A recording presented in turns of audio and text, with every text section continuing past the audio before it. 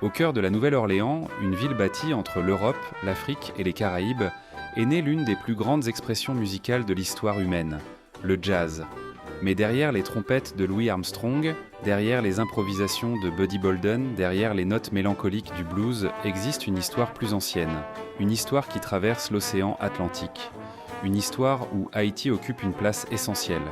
Car avant que le jazz ne conquiert le monde, il existait déjà un langage musical forgé par les peuples africains déportés, par les esclaves venus de Saint-Domingue, par les créoles des Caraïbes et par les communautés noires qui ont transformé leur souffrance en création. Le jazz et le blues ne sont pas nés d'un seul peuple, ils sont le résultat d'une rencontre. Une rencontre entre l'Afrique, Haïti, la Louisiane et l'Amérique. Au XVIIIe siècle, Saint-Domingue était l'une des colonies les plus riches du monde. Mais derrière cette richesse se cachait un système brutal, l'esclavage. Des centaines de milliers d'Africains furent amenés dans les Caraïbes, apportant avec eux leur langue, leur rythme, leur chant et leur tradition spirituelle. Lorsque la révolution haïtienne éclata en 1791 et que Haïti devint la première république noire indépendante en 1804, une grande vague de réfugiés quitta l'île. Parmi eux se trouvaient des colons français, des créoles libres, mais aussi des Africains et des personnes réduites en esclavage qui furent emmenés vers la Louisiane. Ces nouveaux arrivants changèrent profondément l'identité culturelle de la Nouvelle-Orléans. Ils apportèrent avec eux des traditions musicales caribéennes, les rythmes de tambour, les chants responsoriaux, les danses communautaires et une conception de la musique où le rythme était au centre de la vie. Avant le jazz, il y avait Congo Square. Situé aujourd'hui dans le parc Louis Armstrong, Congo Square était un lieu unique en Amérique du Nord.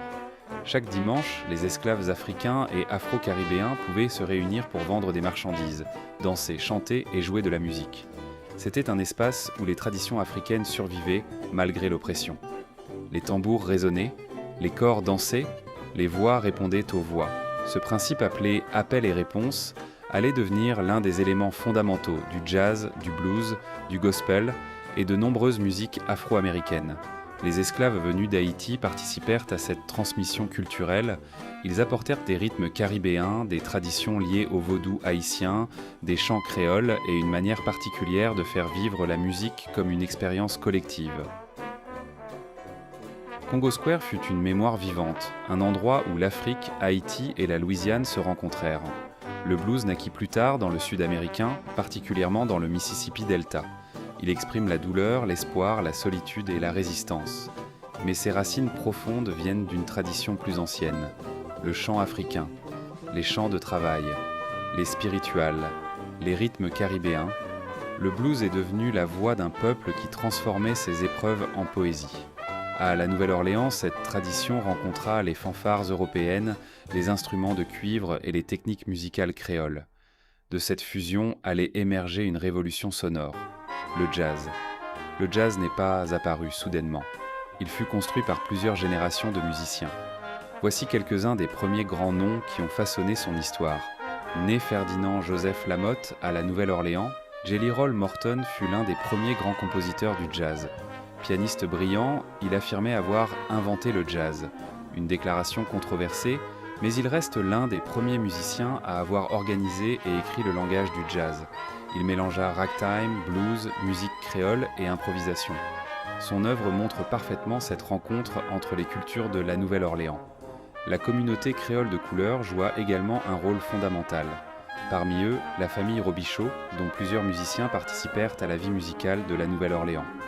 Le violoniste et chef d'orchestre John Robichaud dirigea un orchestre célèbre à la fin du XIXe siècle. Son ensemble représentait l'élégance musicale créole, mélangeant musique européenne, danse française et influences africaines.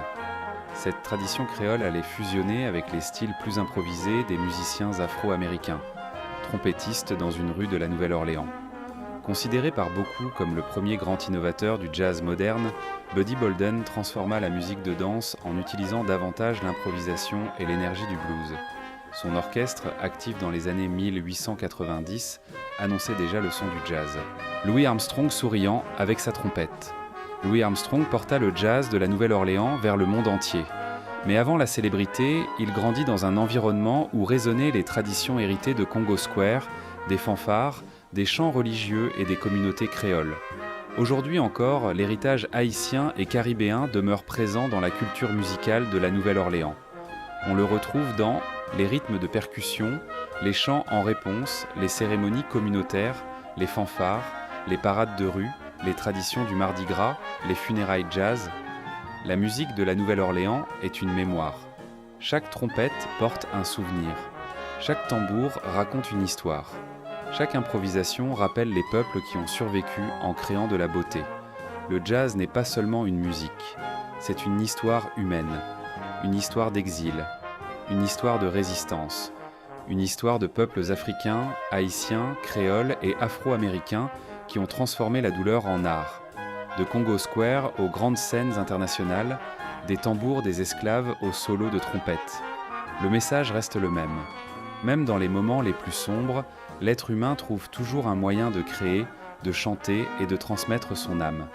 Et quelque part dans les rues de la Nouvelle-Orléans, le rythme de ceux qui sont venus d'Afrique et d'Haïti continue encore aujourd'hui de battre.